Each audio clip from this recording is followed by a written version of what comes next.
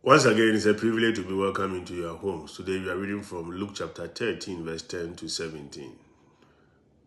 Jesus was teaching in a synagogue on the Sabbath, and a woman was there who for 18 years had been crippled by a spirit. She was bent over completely, incapable of standing erect. When Jesus saw her, he called to her and said, "Woman, you are set free of your infirmity." He laid his hands on her, and she was at once stood up straight and glorified God. But the leader of the synagogue, indignant that Jesus had cured on the Sabbath, said to the crowd in reply, "There are 6 days when work should be done. Come on those days to be cured, not on the Sabbath day."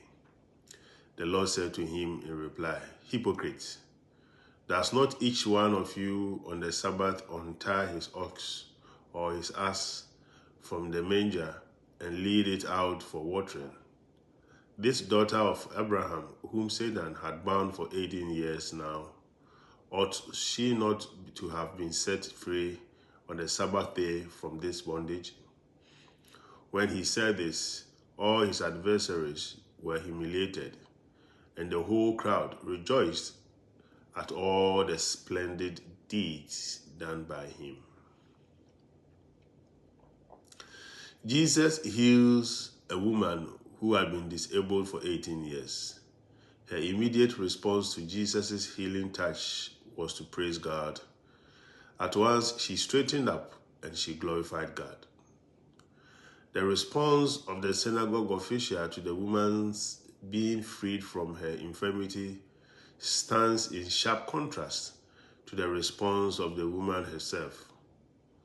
The reading says that he was indignant at Jesus because Jesus had healed on the Sabbath. The woman's praise of God, recognizing that it was God who had worked through Jesus, stands over against the synagogue's leader's indignation at Jesus.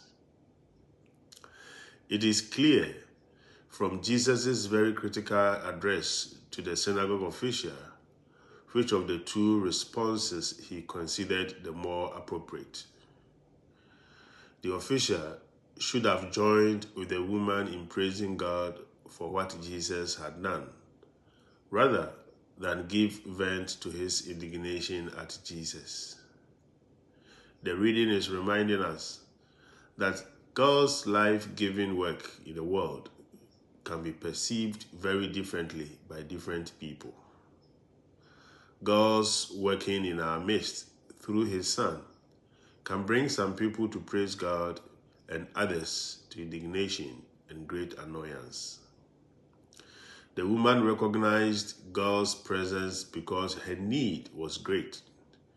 The official was blind to it because he was too certain about what he considered to be God's will. Dear friends, we are more likely to recognize the ways that God is at work in our midst when we too are aware of our need of God and our relative ignorance before the mystery of God's ways. Shalom. Peace.